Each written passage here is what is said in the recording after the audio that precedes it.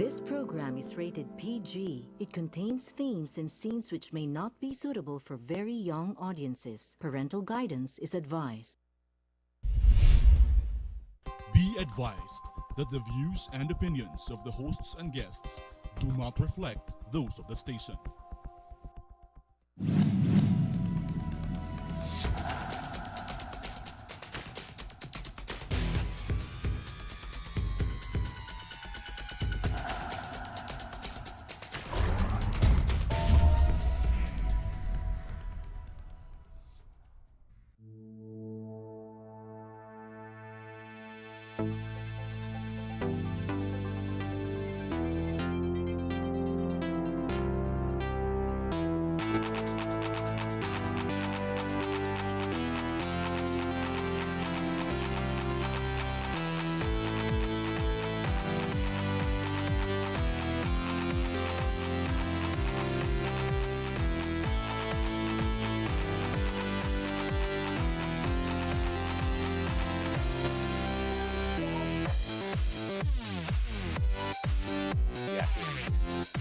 Hello, my name's Harriton Watko. Welcome to the first show of the year. It's 2018, and what is in store for us? Well, let me see. Based on information and news, fake news, real news, whatever news that comes on, or information that is thrown to us, it seems the president. It is not enough that the president, President Duterte, be and do what is right based on his conscience and based on what is good for the country. It seems today, with all the issues being thrown to him, he is required to be the Superman, the Super D, the Super Duterte. Now, is he not only human? But then again, now everybody requires, let's bring it up to the president. Everything is now in the president. Imagine, the police that are going to be terminated will require the signature of the president because he no longer wants the corruption going down because the police, well, they've suffered quite an image with what they call the mysterious killings. And there are many other issues, and it seems everything has to go up to the president. Is it correct, or should it not be his cabinet that should be just a super cabinet, a super president that is fitting for a super people? But then again, are we super? Well, I don't know. We listen and watch Rappler. We watch Channel 2. Just by those two accounts, I wouldn't even call us super. I'd call us poor. Now, how do you resolve these issues? Well, first of all, you have to be in the know. Now, to be in the know, you got to listen to many different people. You got to read more. You can't just follow the crowd.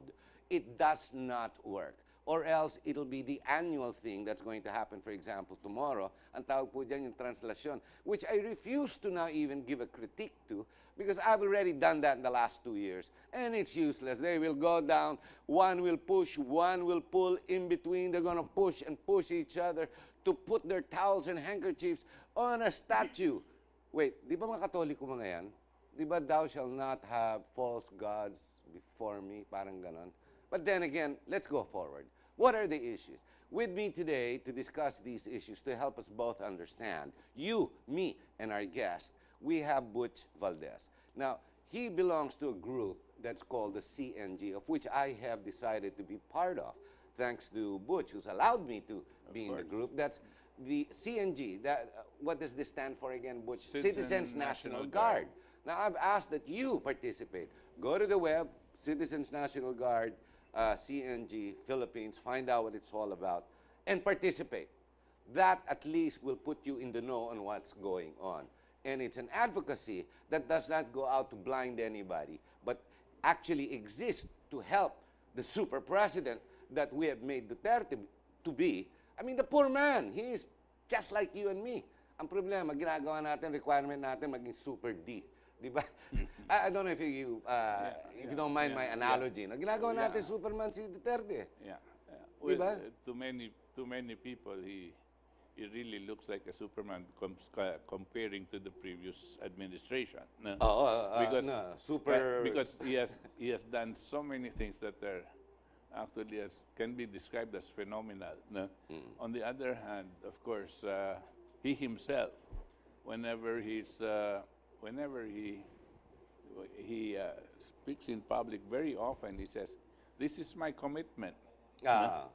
And he identifies his commitment: drugs, crime, corruption. No? And he limits himself there. No, And then- correct me if I'm there, yeah. you're wrong there. Yung federalism ang una Okay. niya. Federalism, no, oh. federalism is what he wants Yes, to do. No? the system of government. Yeah. Pero kasama na yun sa kasama, gusto niyang kasama, gagawin. kasama. Okay. Pero Carry yun on. kaya. And tapos, pagdating sa economics, no, Yun, pinaubaya niya ito dun sa mga, kasi mas mataas ang grade nila sa economics, ganyan. Ay, Ito, magaling naman talaga si summa Joke, cum no? laude, Mahusay, tapos sila Joke, no? Well, ang mahusay, no? You don't look at the so-called credentials. Ang mahusay, you look at the result, no? Correct, And- correct. And these economists right now in government, no, have been with government in one way or the other as consultants or actively in cabinet since Cory's time. Agreed. And Agreed. they have not done anything, no, during this whole time, no, to actually improve the Yeah. quality of life of the people. And ever since then, since Cory's time, I've been tracking their so-called economic program. They have little changes, but one thing is always there: increase taxes and implement population control. No? Yan, every administration. Yun ang consistent. Yun ang consistent. Increase taxes, implement population control. You look at their 10-point economic program, which they presented last year in Davao. No? Nandun. Nandoon yung dalawa. Increase taxes, no? Implement population control. Sabi ko, that's not economics. We're now delving into what we call the train, the new tax reform initiative. Now, of course, the promise is the build, the 7 trillion we're supposed to build. And we have seen signs of initiation or beginning or groundbreaking. Right. The problem is the people are now faced with what you call the tax increase. Alam mo, sa Coca-Cola na lang alone, ang dami nagagalit eh. 10 pesos ang increase, 11 pesos. Coca-Cola pa, that's a luxury item for some people. No, but Yeah. yan ang mangyayari. Yes, Ang yes. gasolina by the end of this week, Yes. by the 15th of Jan. In other words, everything is increasing except, well, malaking binigay niya to the 2 million or so employees that will now no longer have to pay tax if you earn less than 500,000 a year. Yeah. Di ba? Yes. When this was announced prior to Christmas, that there was a Christmas gift being given by Duterte to the people. Of course, it's not Duterte. It's what is being Yeah. what's being advised and presented by his economic managers. Immediately, I saw that the first item was, of course, this 250,000 and below will be tax-free. Okay, and then ito yung mga tinatanggal employees, ito na tinatanggalan ng withholding tax. So hindi natatanggal. Yung mga 11, 15,000 Pagkatapos, naman. sumunod doon, hindi malayo, etong pag-tax sa oil and oil products, no, and fuels, sabi ko nga. Of course, dumating na rin doon yung mga ibang items, no.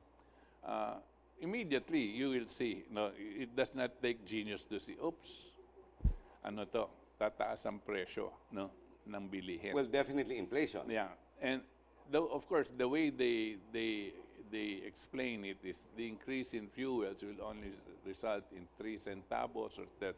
It doesn't work that way. It never has worked that way. No? When we explain something like this, we explain it with para bang breaking the sound barrier. No? When you push a major tax item, no?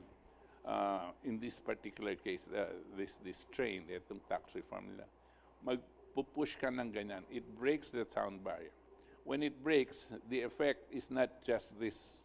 It trickles down to everything and everybody, in every way. Like breaking the sound barrier, meron kang sonic boom. No? A few seconds after, eto na. Correct. Boom. Yung malaking boom. One big no? boom. And that hits everybody. Okay? Dito, kasi in anticipation of this tax increases, nag-i-increase na sila. Ngayon. Nag-i-increase na. Tapos pag actual implementation, lalo pang mag-i-increase over and above what they already increased. And it is not just increase on this. That goes down the ladder. It increases here, the manufacturer, increases the wholesaler, increases the distributor, Yeah, and it's all a the way to distribution the... alone. And So, nag-multiply na yung increase na yon. is the president wrong then to go along with it and approve it rather than veto it? Because he's got one objective, the build, build, build. After all, you do need to Yes. provide some funds, and it comes in the trillions, huh? Yes, my initial reaction to this is the president, in a way, is being misled by saying that we're going to give this to the people, and this will affect the poor, and tax-free na sila. Pero yung mga mayayaman, tataksin natin. It doesn't work that way. What is being presented is taxing the poor Ganun ang lumalabas. way above the benefit that you're giving them by making them tax-free. Increase in prices, it also increases the base for the VAT, Yes, it which does. also increases the So, price. Parang double, triple taxation. At Is what you're saying. exactly. Lahat yan tatamaan, you see. And these economists know this. These economists know this exactly. All they want is to be able to collect as much. Now, their concern for the population is definitely not the same as the concern of the president for the population. But okay. the president, to me, I could be wrong. The president might get mad at me for saying it, but I don't know him. I'm just giving an opinion. I just say, no, I think he's being misled. And this could impact on the surveys, on the popularity of the president. Yes. And definitely the opposition will take advantage of this against him because they're not going to criticize the Joknos or the Permeas. Yes. No, they'll go straight to the president. They'll go straight to the president. And that's what the Si opposition Jok ba, si Pernia, tsaka si Dominguez, yan nabasa ko ng mga pangalan na yan. That's been around for what, 3-4 decades? Yeah. At ever wala since na rin Torres silang time. napalabas. Wala. And even during Arab's time, all of their Reforms. so-called reforms, has been actually anti-people. Anti-people. They are for trying to export more of our people abroad. Instead of trying to get them back here. They are for population control, so they're happy with this. And you have they're so happy when you say that the GDP per capita has gone up. But sometimes the reason for that is not that we produced more or our economy had grown, but our population had dipped. Ayun. You see, pag binabaan mo yung denominator, lumataas itong Siyempre, resulta. Kasi right? bumabiyahe. Nawawala dito. Nawawala. So, ine-export mo, pag ginanyan mo, mas gaganda yung statistics mo. Ang kanilang concern, yung GDP. Hindi yung talagang trabaho. Hindi yung talagang quality of life. Mukhang kinukulang. Which is wrong because eventually that hunger is going to hit the families. As you know, it's always, I don't know if it has ever gone down, but the statistics for family hunger rates continuously go up. And they cannot hide it. Well, you're talking about inflation, but our inflation has been controlled in the last 8-10 years to 2.5 to 3.5 up to 4, and it's been contained. Except now that with this new train, mukhang sisipa itong inflation ito. Yes, there has never been an administration that was able to contain prices. It's always going up. Always, because they have to impose new taxes, the VAT and the expanded VAT and so on and so forth. Despite the fact that administration are coming up with propaganda saying, no, I can remember Ramos's administration. When he deregulated the oil industry, and he imposed a 10% VAT. He made a major campaign saying the prices are not going to go up, and because of competition, it will go down. That was all bullshit. Yeah, it didn't happen. It didn't happen. The very next month, immediately, Nagsipahan na. and it started to go and never looked back. No? The same thing is gonna happen. Now, okay lang kung meron kang controlled increasing prices. No? I mean, that is part of expanding the economy. But there must be jobs. There must be jobs that are being created, no? So that they can. We're so dependent on our own consumerism rather than creating products. Right. And what is more important, I always say, what happens when the prices go up? The labor group starts asking for more salaries, right? So you're at a dead end, so it's inflationary. What is better what is better, that their salaries go up, no, or that you're able to buy more with your salaries now? It should be the latter. It should be the latter. Yeah, should be. Okay. That means the government has to go into productive mode. Right? For example, Rather than- agriculture, rice, bring it down. Electricity, bring that down. increase the capacity to produce, and the supply goes up, Yeah, and supply goes therefore, up. Then everything will stay prices at its place. stay stable, right? And the people are able to now buy. And but we're not doing that because we get out of the productive mode. No, it's only now that we're moving towards that direction. but not efficiently, no, So and not correctly. So, ang point of view mo dito pagdating dito sa movement ng presidente, maybe like he is maybe yes ill-advised, but what is worse is the implementation is already well on its way. Mabilisan na. Naumpisa na eh. Naumpisa. Narito na eh. Yung train, it's no going back. Andiyan dyan eh. Congress pushed it, the Senate went along, pinirmahan ng presidente. And in fact, he vetoed other things. Pinataas niya pa sigarilyo, alcohol. Right. Tumaas pa in spite of the taxes already. We're going to try to, I don't know how many trillion pesos are we're going to try to 130 B is what the objective is to get. Okay. Now, if the reason for this is the build, which is the infrastructure. Yes, the right? infra. My concern is that we're trying to get to pay for the infrastructure, no? Now. Before it's I see your point. You see, Bakit para bang ang sweldo ko ganito. Gusto ko magtayo ng bahay. patatayo ko na yung bahay, pero wala pa akong pera. Wala pa akong pera. Ito ang papangtayo ko ng bahay, yung sweldo ko, no? Hihingi ako ng increase sa boss ko para makapagpatayo. Hindi. Pag infrastructure, it means it's an investment into the future. And that's where long-term loans come in. Play, yes. No? And not long-term loans that are expensive coming from commercial financial institutions. It should be government to government. Okay? And government to government, let's say government of Philippines, government China, you can go into a 30, 40, 50-year agreement, no? Very low interest, no? And you build the infra, and the infra will pay for itself as you go along. Yes, and not only that, they can give you long, what periods? Walang payments. The Walang first 10 payments. years. First 10 years, Okay. ganon. Because the gestation is long.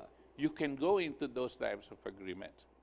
But from what I'm hearing, what they're saying is, no, we have to... Pinafunda nila ngayon. Oo. No. Bakit? Hindi kailangan. No? That's a All nice you have point to of do view is right there. talk to governments that are willing to help us, and there are. No? And because the funds around the world anyway, there's an excess right now. Wait, Butch, before we go Yes. forward, we're going to have to take a short break. Stay with us. We'll be right back. And let's all be in the know with what's going on. We'll be right back.